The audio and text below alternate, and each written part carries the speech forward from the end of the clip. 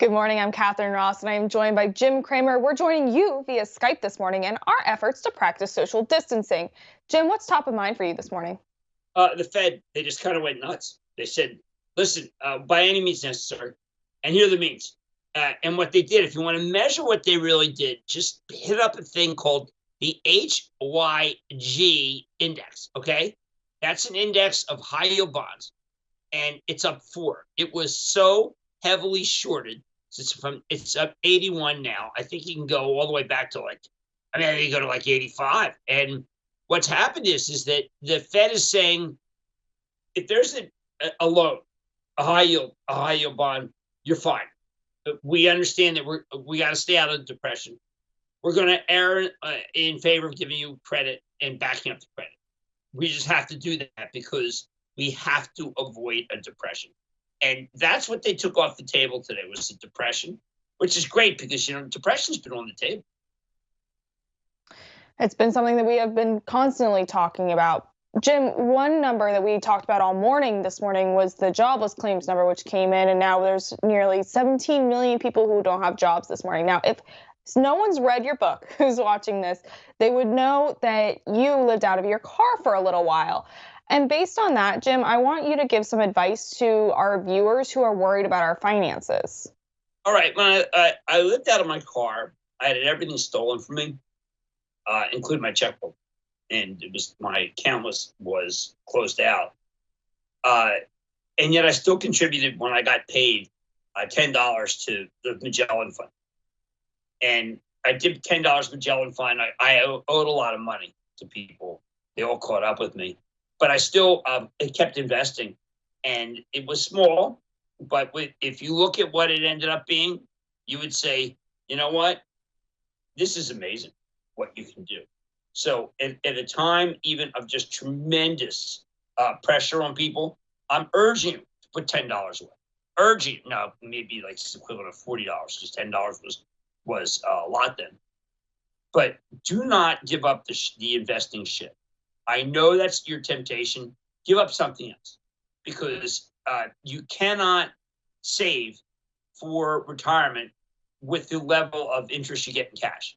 Now you can say, well, Jim, I need every penny for spending. I'm urging you to look over every penny. Go over every penny that you spend and take some money and continue to put it in an index fund. This is not the time to say, I can't invest.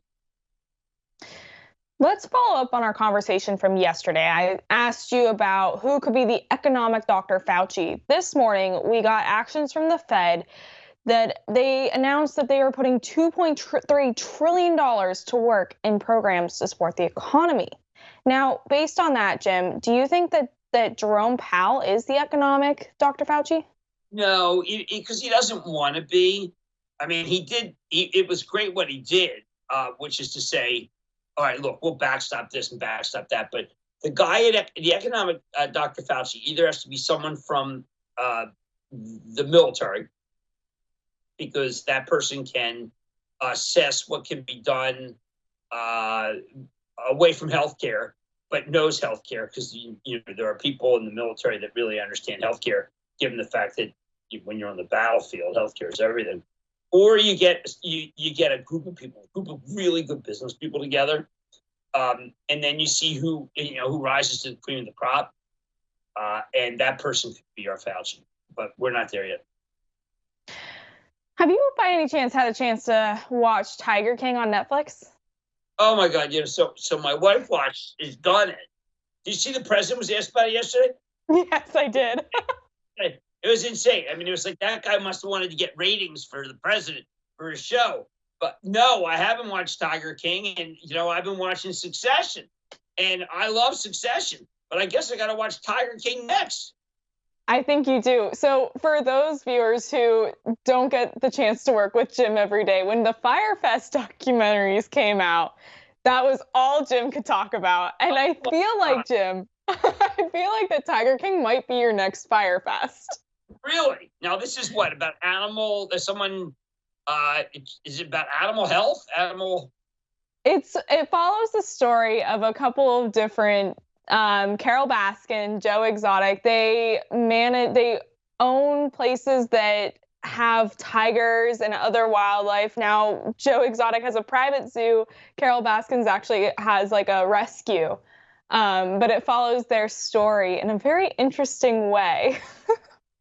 All right, well, don't give it away. But I know that when the president was asked about it, that was look, the other day the president was asked about the Secretary of Navy and the guy the captain of the Theodore Roosevelt, the aircraft carrier. And he said, yeah, the guy wrote this really long letter. I mean, yeah, the guy thinks he's Hemingway. I mean, the president is throwing a lot at you in those press conferences. They're, I know it's about COVID, but they're actually entertaining. I mean, I know I don't mean any slight. I know what the material is that they're going over, but these are not dry. They're not dry. And, but the next thing has to be about when they're going to open. That's got to be all the focus. When they're going to open, and Fauci saying, all right, last week I thought it was going to be 100, 200. Now I think it's going to be 60. And then Fauci has to give us, and it'd be really disgraceful to talk about with my writing partner, Matt Orween.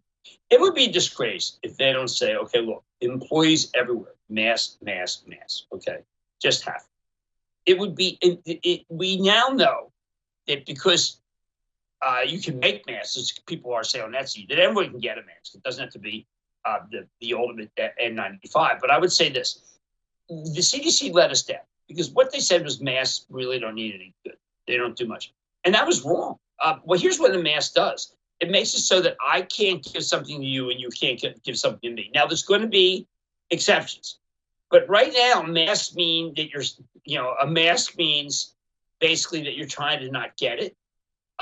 And what you really want to do is that everybody should wear a mask because if you wear a mask, you're trying not to give it. And so my hope is that people adopt that. I hope so too, Jim. So next week, we are going to get the start of earnings season. Besides for that, what are you watching next week? Look, I want to know whether you can buy J.P. Morgan, okay? I mean, this is a classic example. Can you buy J.P. Morgan at 10 times earnings, knowing that they're not going to make those estimates against it? Wells Fargo, okay? Now, Charlie Scharf, I mean, there's many problems at Wells, but he's got his own board now. This yields 6 point, oh my God, it's up 3? Oh my God. It's up 10% today. I mean, Charlie Scharf bought a lot of stock at 27 and people thought he was crazy. Now it's at 33. It only yields 6. Got to wait till that thing cools off. But they report on the 14th. But that sells at 8 times earnings. God, what a move. The banks are really having a move today. Do you think that has to do with Jay Powell's comments that he doesn't think that they'll cut dividends?